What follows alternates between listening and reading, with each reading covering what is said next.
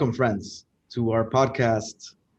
I know I've been out of it for the last month or so, so I'm thankful to my friend and colleague Reinaldo for taking over and picking up the slack. So it's nice to be back. Happy New Year to everyone. 2021, right? We've made it. I can't believe it. Hopefully, it's kinder to all of us than 2020 was. Right? And let's see what it brings. So for this podcast, what we've decided to do is to talk about why we started this podcast in the first place, especially since we're coming on our third month anniversary. We're coming up on our third month anniversary for the podcast. So it's just been incredible, right? How time flies. We're looking forward to continuing this podcast, and our commitment now is to post once a week. So to record one podcast and post every week for the next year at least on different topics.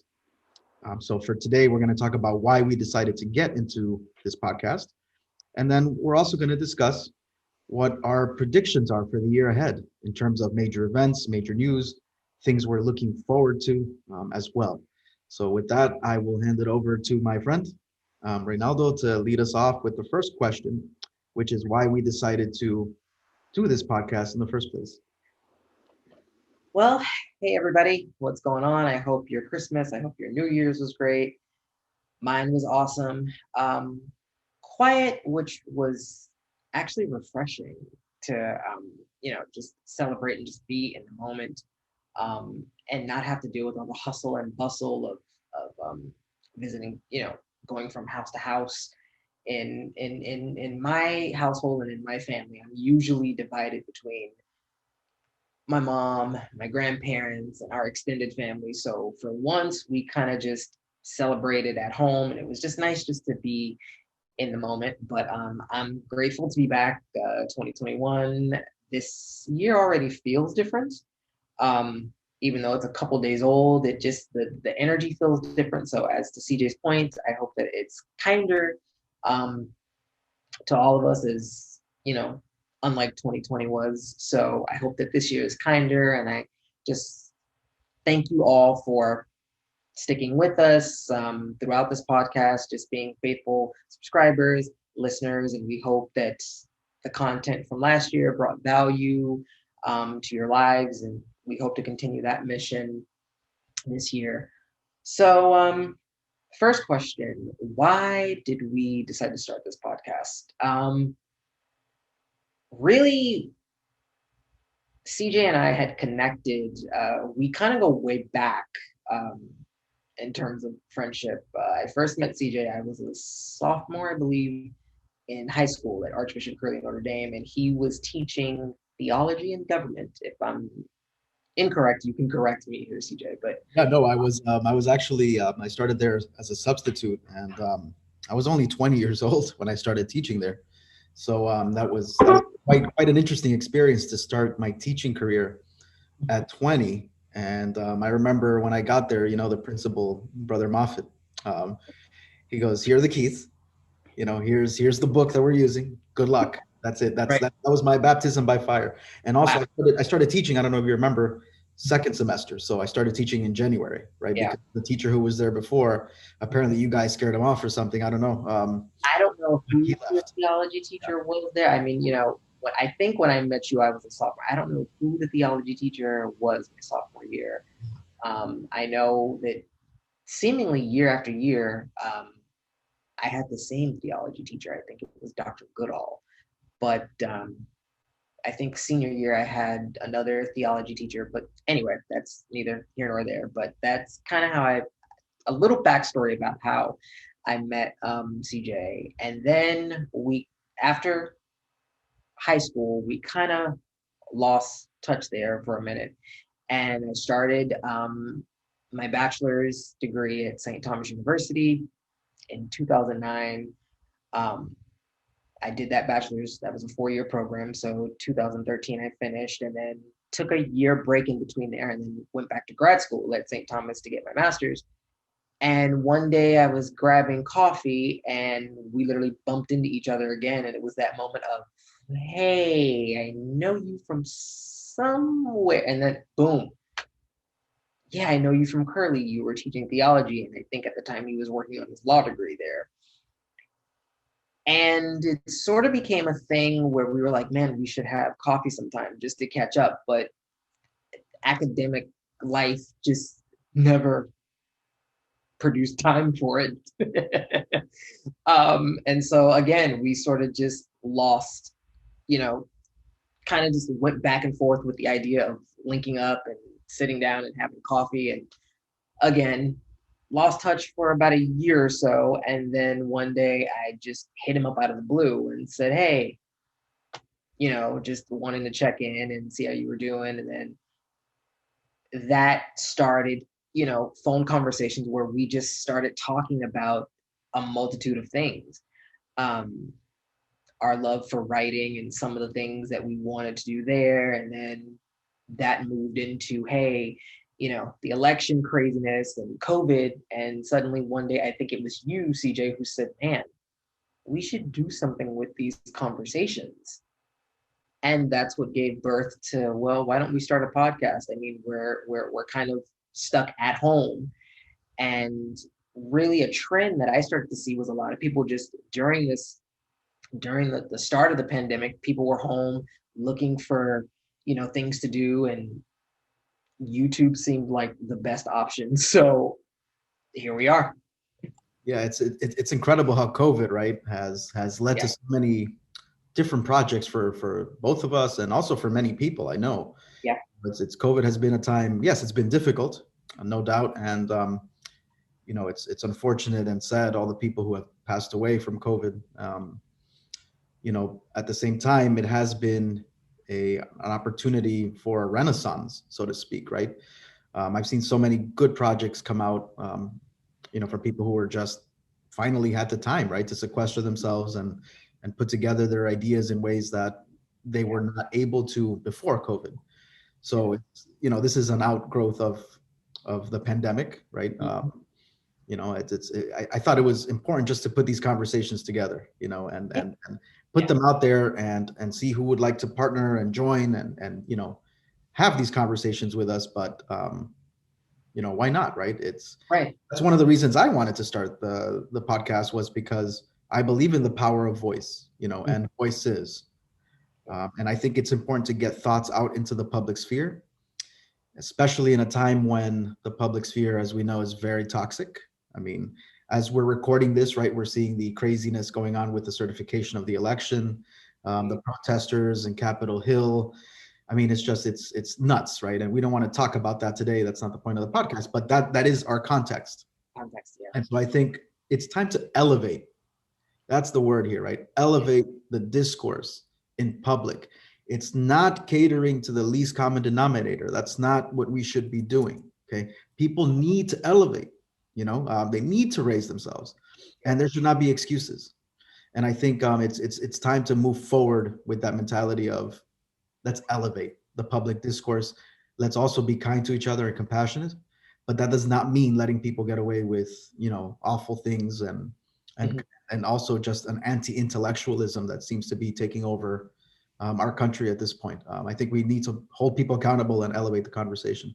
So that was, I mean, one of my main reasons for starting the podcast. In addition, of course, to us collaborating and you know just getting our ideas out there. Yeah. Yeah. And for me, it's sort of this idea of being a content creator. It was never something that I thought I would be doing. And I'll probably do an episode on this, maybe on my other YouTube channel, just about my journey of this moment where I am right now, of being a writer, being a podcast host, and all this stuff. I mean, it definitely wasn't something on my radar. Um,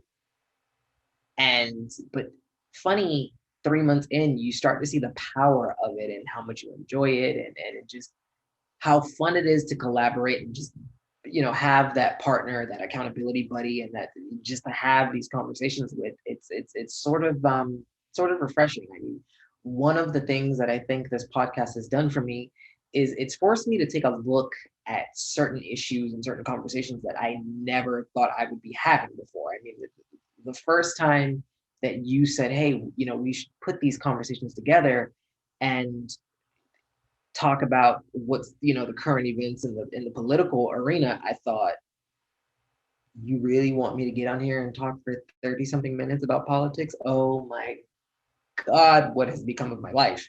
But it has, I think, really forced me to take a look and have a voice and say that it's okay to have a voice on these issues. Whether or not you know about them or not, you still have a voice, you still have an opinion. And that, I think, is important, right? One of the things that we always say is one of our goals with this podcast is to get people talking and to get people thinking about these issues. So that's one of the great things that I think that this platform has done for me. Um, and a lot of people that I've talked to about it, they really don't know that I am doing this. I guess social media's algorithms, when I post about it, many people may not see it at that time, but when they do see it, they're like, wow, you guys really put time into this. And it's so amazing that you don't need a whole heck of a lot of setup. Um, we literally just, I've had a couple of people ask me, how did you guys do this? And it's literally like, look, we're home, Zoom, YouTube, and we're ready to go. And I agree. I think the hope with this is also to inspire others, right? To say, my voice needs also to be heard, right? And of course, we have a cacophony of voices right now. It's very loud, right? The public is very noisy right now. And but again, that's where distinctive voices need to come through. And by distinctive, I mean voices that are not just talking crap. It's again, elevating the conversation. And I think I'm an educator, so are you. Yeah. And as a writer also, which you are as well, right? It's, I think, our responsibility to gather people to have conversations that are intellectually sound, that Yeah. are ethically justified, right? And this does not mean agreement. Again, right? I'm not saying that this means we have to agree with everything CJ says or everything Reinaldo says, right? No, it just means let's come to it respectfully. Let's come to it with facts, because facts matter. Mm-hmm. I've been reading a lot about Carl Sagan, and a lot of Carl Sagan's work, right? For those who don't know, Carl Sagan was a famous physicist. He popularized science. He was one of the first to popularize science for audiences through his show Cosmos. And one thing that he would always say, a famous quote that he had was, "I don't want to believe, I want to know." Right? Right. And he was after facts. Okay. Mhm.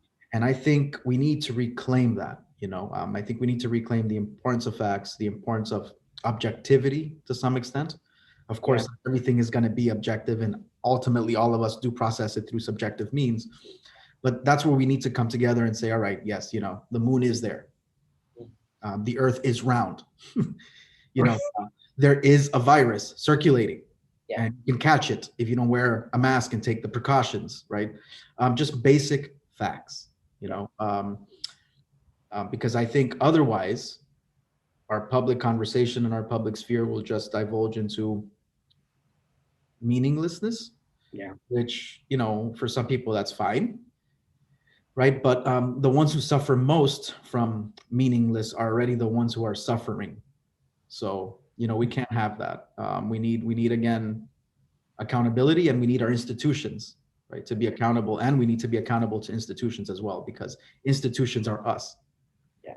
Right? So, this whole anti-establishment thing, yeah, that was cool, that was in vogue, but now we really need to bring institutions back in a way that's powerful and life-giving, right? And they can be, if they're designed the right way and run by the right people. Right. Yeah. Right. But I think that's the goal with our podcast, right? Is collaboration, creativity, elevating the conversation, and all that. But so that's it's just been a pleasure to work with you so far, and I look forward to Yes, it's really, I think it's really awesome to see, just when two minds collide and they have a common goal, it just, it's awesome to see that. And I've had such a blast working with you, and I cannot wait for you guys out there to see some of the things that we've been working on and that we have coming in the new year. Um, it's just going to be a great, great great time, great thing. And I can't wait for you guys to see it. Yeah.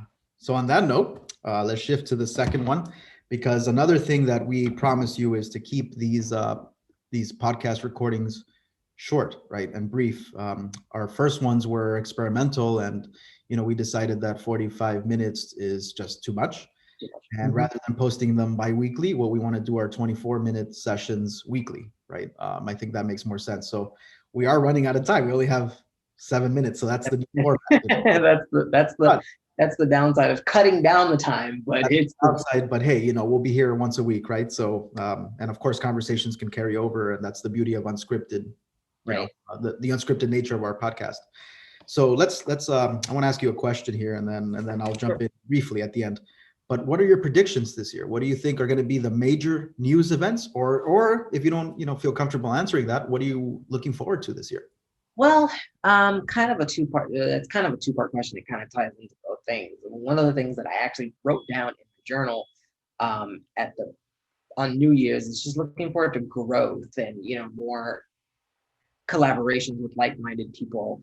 I really think that the news this year is going to be still the COVID pandemic and how we're dealing with that, whether the vaccine is going to work and be the light at the end of the tunnel that to put this behind us.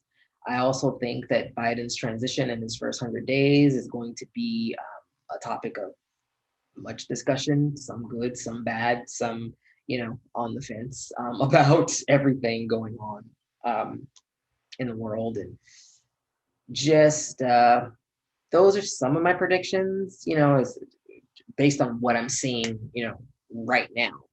Um, the funny thing is life changes every day. Life can change in an instant. So can the news cycles and what they provide to us. So, next week it may be something totally different when we hop on here and give our sessions. And the week after that, it'll probably be something, a little bit lighter, a little bit more joyful. So we just have to kind of wait out and see what takes place. I'm totally with you, and I love what you said there about life changing on a dime. I think one of the wisest teachings of Buddhists, for example, right, is that nothing is permanent. Number one, Yeah. right, and that ultimately we give things meaning, right, and so it's what we choose to focus our energy on.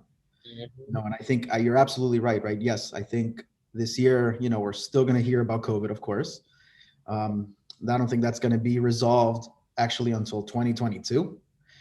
So hunker down for another year or so. I actually had a relative say the same thing the past couple of weeks. Is that 2022 we might be able to put it behind us, but definitely this is the year of trial and error um, to see how everything works. So and by the way, I applaud the people who have gotten the vaccine.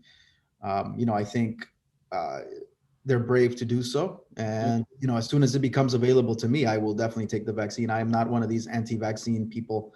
Um, was I suspicious at first a little bit? Absolutely. I think everybody was, right? Especially when it rolls out so quickly, and we don't know what the side effects are. But I will definitely be joining those people who seek the vaccine, and I have no issue yeah, getting so doses. Um, so I've been fortunate to stay healthy in terms of COVID. So don't want to jinx that, and just limiting travel and all that. But I think COVID will definitely be on our minds until 2022.